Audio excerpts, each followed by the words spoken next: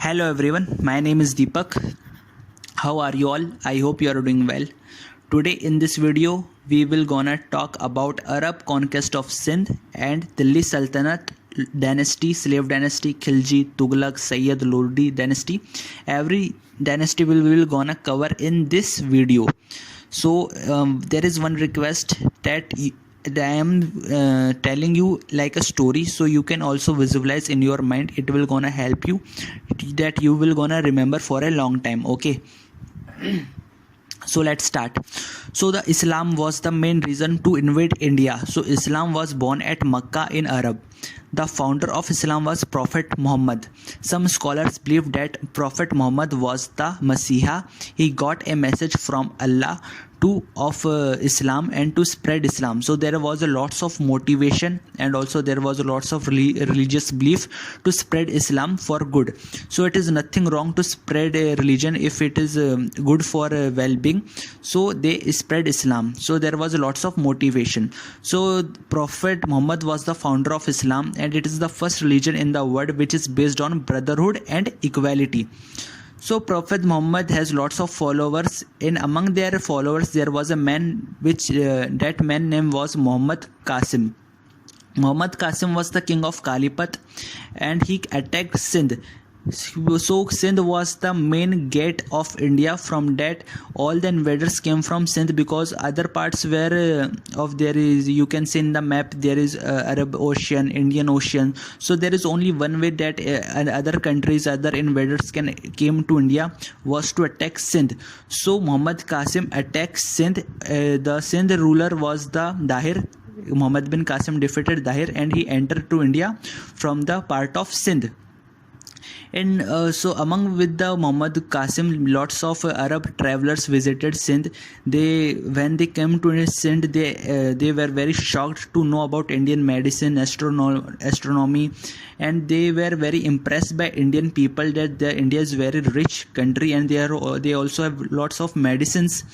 So that's how Arab got to know about India, and Arab people spread the news of India wealth to Europe, and that's how the whole wealth of India were exposed to the world. After the death of Muhammad bin Qasim, Muhammad of Ghazani captured the throne. So Muhammad of Ghazani was from 1997 to 1030 AD. In the end of 19th century, Muhammad of Ghazani made 17 raids. There was in that time North India was divided into lots of Hindu state, and there was also not such a unity between Rajput rulers. Okay, so Rajpal was the king of that time. So Muhammad Ghazani attacked Rajpal. Rajpal was doing very well in the battle, but somehow Rajpal got defeated by Muhammad Ghazani. So Muhammad of Ghazani defeated Jaipal. So Jaipal were unable to digest that how can Muhammad of Ghazani can defeat me. So he was very much demoralized and he committed suicide. After the death of Jaipal, the son of Jaipal name was Arunadapal.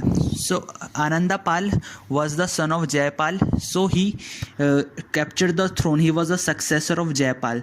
So Anandapal challenge Muhammad Ghazani, so because he want to take revenge from Muhammad Ghazani because of the death, because he was the one reason because of his father death. So Anandapal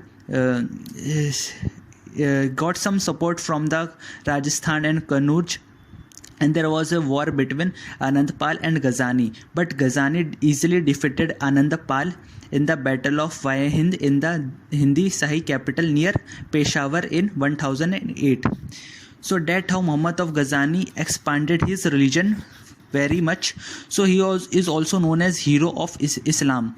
Why he is known as hero of Islam? Because he was successful to spread Islam in lots of states.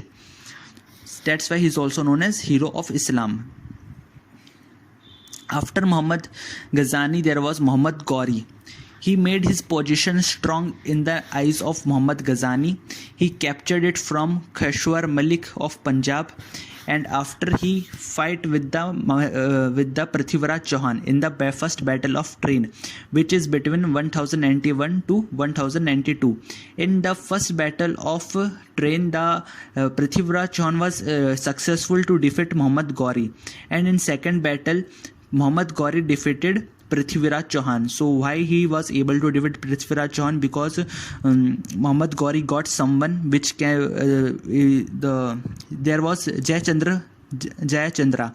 He was the father-in-law of Prithviraj Chauhan, who helped Muhammad Ghori to defeat Prithviraj Chauhan. Okay, so that's how Muhammad Ghori defeated Prithviraj Chauhan with the help of his Prithviraj father-in-law, with the help of Jayachandra. After defeating Prithviraj Chauhan, Muhammad Ghori returned to Ghazni, and he also appointed Qutubuddin Aibak as his successor, because Qutubuddin Aibak was the slave of Muhammad Ghori, but Muhammad Ghori was very much impressed by Qutubuddin because Qutubuddin was very ablest ruler. He has lots of guts. He was very brave. That's why Muhammad Ghori gave him such position to become a upcoming sultan. Okay. After Muhammad Ghori returned to Ghazni, Qutubuddin Aibak occupied Delhi and Meerut, and he ruled for 4 years. After that, Muhammad Ghori returned back to India, and Aibak and Muhammad Ghori together fought against Kazur, against the Jayachandra, and he defeated Muhammad Ghori, and Qutubuddin Aibak together defeated Jayachandra, and he captured Khanjur in the battle of Chandravar. After the death of Muhammad Ghori, Qutubuddin became the Sultan of Delhi. So there is not a true concept of Muhammad bin Ghori. There is not any clue how Muhammad Ghori died. There are so many scholars have lots of different views about Muhammad Ghori, so we can't say a correct reason why Muhammad Ghori died. So that's how Qutubuddin became the Sultan. So from here the slave dynasty came into existence. The founder of slave dynasty was Qutubuddin Aibak. Qutubuddin Aibak unfortunately was not able to rule for long. He died after 4 years. He was playing some it was a game like hockey. He was riding horse and he fell from horse, and that's how he was died. So after the death of Qutubuddin Aibak, his son came to became the Sultan. His name was Aram Baksha, but he was not a great ruler. So Istumish defeated Aram Baksha. So who was Istumish? Istumish was the slave of Qutubuddin Aibak, and also Qutubuddin Aibak has given his daughter to Istumish to marry. So you can see that even the slave can become the son-in-law of Aibak. So he was a son of law, so he was the slave and he is becoming the Sultan. So we can see that there was not such many things of nepotism. So it is like that only. So we can see there is a very liberty. So that's how Istumish become the ruler of Delhi Sultanate. So Qutubuddin have also made capital is Lahore. So Qutubuddin made capital Lahore, but Istumish, after the death of Qutubuddin Aibak, Istumish shifted his capital from Lahore to Delhi. Okay, so if a question comes, what was the capital of Qutubuddin Aibak? So there you will gonna answer it was Lahore. But who changed the capital from Lahore to Delhi? It was Istumish. Okay, so Istumish dynasty is also known as Ibrahim dynasty because Istumish belongs to Ibrahim tribe.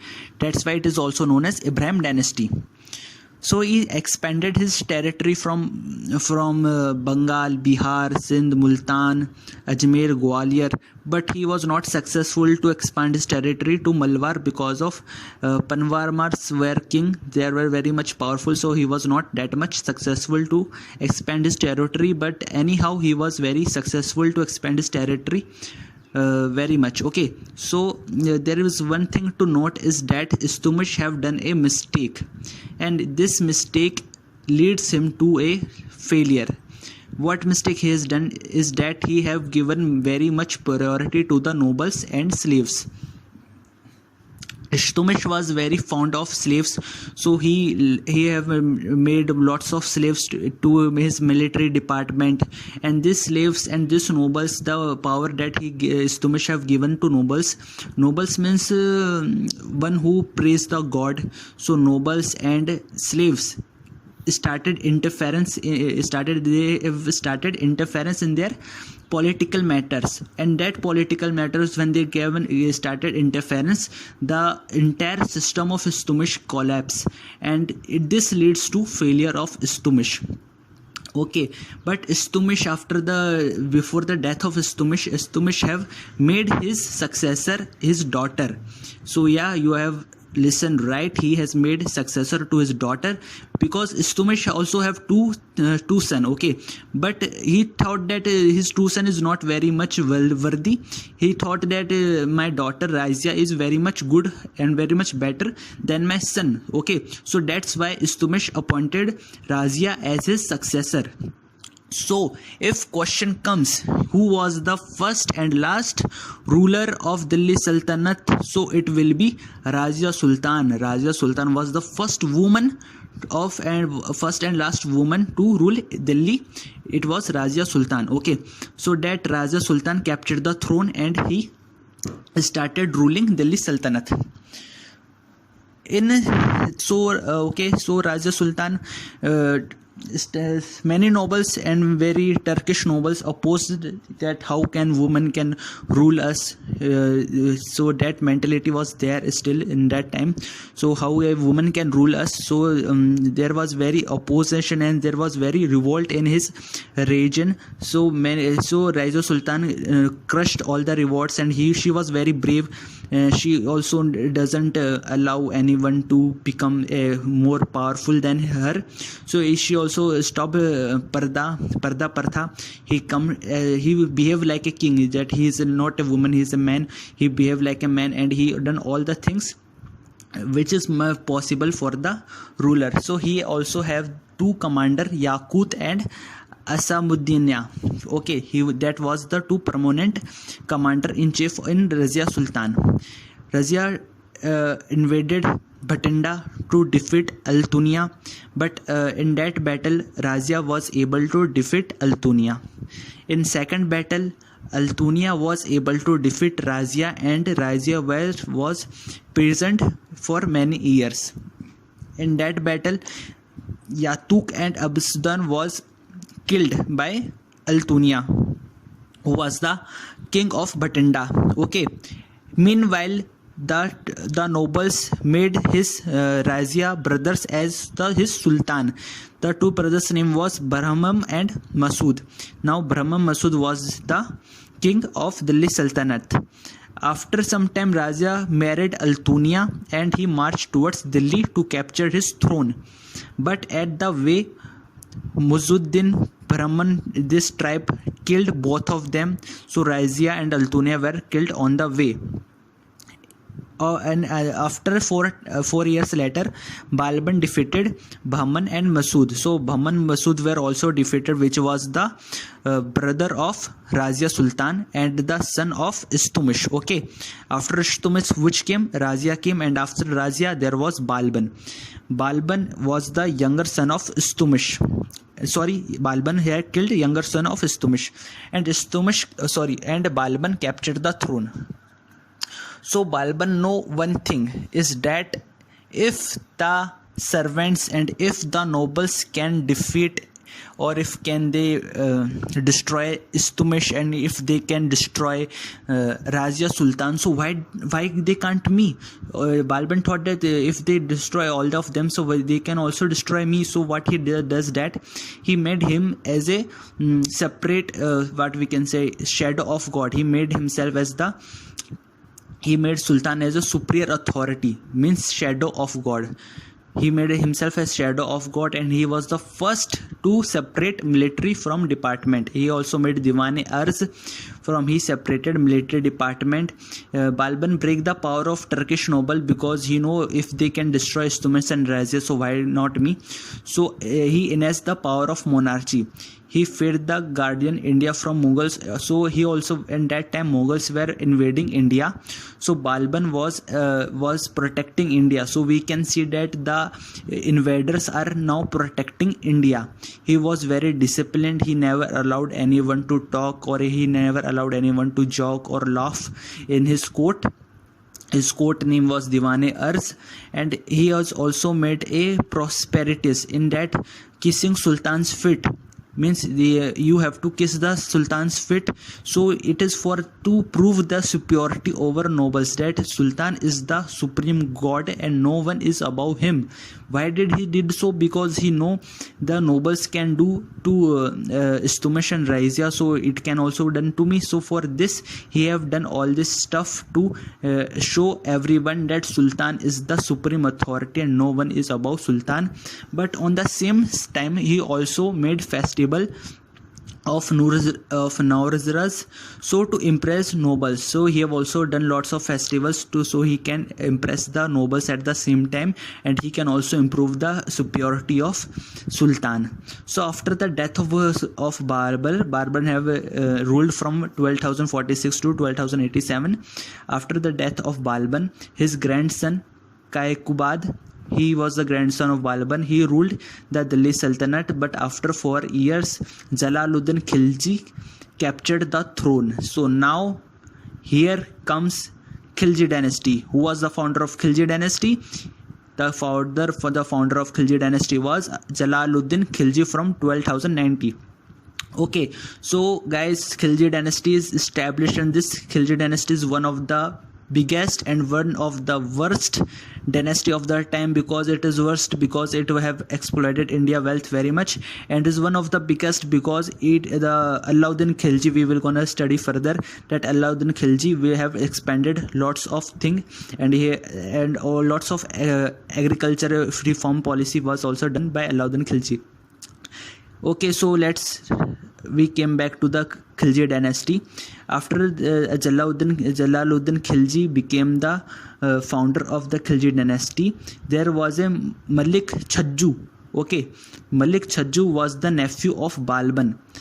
So Jalaluddin allowed Malik Chhajju to remain as a governor of Kara. Okay, so Malik Chhajju was the nephew of Balban, and he was the governor of Kara.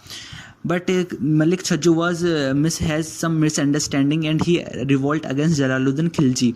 First time he revolt was pardoned by Jalaluddin Khilji, but second time he was replaced by the Alauddin Khilji. So Alauddin Khilji became the governor in 12,096. He was the main ruler. Alauddin Khilji was the main ruler because he expanded a lot, and he has also done lots of experiments. So Alauddin Khilji expanded to Divraj to Kara. His expansion was very successful. For that successful, the Jalaluddin Khilji has keep receptions to celebrate the success of Alauddin Khilji, because Alauddin Khilji was also the son-in-law of Jalaluddin Khilji. So Alauddin Khilji, in that reception, Alauddin Khilji murdered his father-in-law Jalaluddin Khilji. Why did he did so? Because he wanted to capture the throne. That's why Alauddin Khilji killed Jalaluddin Khilji.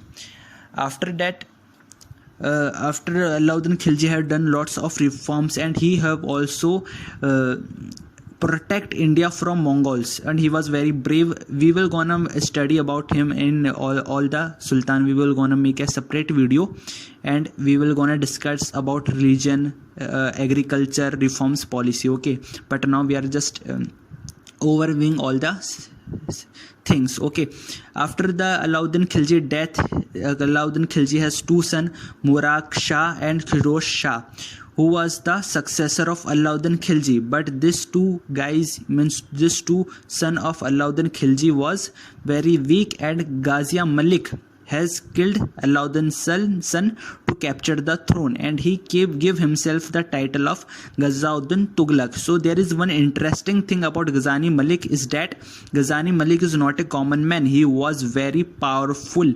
He works under the Alauddin Khilji at the I think he was at the Sindh Prant, so he can protect India from outsider invaders. So Ghazani Malik duty was to protect India from other invasion. So he was under the Alauddin Khilji. He was worker at the Alauddin Khilji time. But after the Alauddin Khilji death, Ghazani Malik defeated Alauddin Khilji's son and captured the throne. Okay, so Ghazani Malik gave himself the title of Ghazauddin Tughlaq.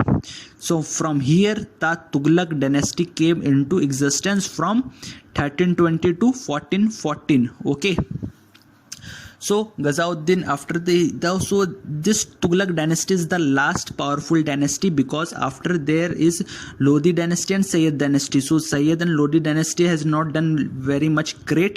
So this is the last powerful dynasty. Okay, so after the death of Ghazauddin Tughlaq in 1320, his son was Ughlaq Khan. Ughlaq Khan had killed his father Ghazani Malik. So Ghazani Malik has son Ughlaq Khan, and Ughlaq Khan killed his father Ghazani Malik to capture the throne. Means we also Ughlaq Khan have given himself title of Muhammad bin Tughlaq. Okay, so Muhammad bin Tughlaq means Ughlaq Khan. So Ughlaq Khan have killed his father. After Muhammad bin Tughlaq was very much educated person. He has done lots of mistake in his region. He was very religious, military genius. He was philosophical, very much educated, and he has also made two capital. One is Delhi Sultanate. He changed from his capital Delhi to Devagiri, and after Devagiri to Delhi Sultanate. So he is also known as fullest king. Educated fullest king is known as Muhammad bin Question. If a question comes, who is the educated fullest king, means padha likha murkh. Okay, so Muhammad bin Tughlaq padha likha murkh tha. Okay, so after Muhammad bin Tughlaq, Firoz Shah Tughlaq came to capture the throne. So Firoz Shah, as Muhammad bin Tughlaq had no son, so Firoz Shah Tughlaq chosen by nobles to become the Sultan of Delhi. So as per nobles have chosen Firoz Shah Tughlaq as the Sultan, so that's why in his reign nobles have the upper hand to control the policy of the Firoz Shah Tughlaq range. Firoz Shah Tughlaq imposed Jaiza tax. Jaiza tax means non-Muslim can pay tax, not the Hindu. Means Hindu will gonna pay tax, not the Muslim will not gonna pay tax. It is only for Hindu.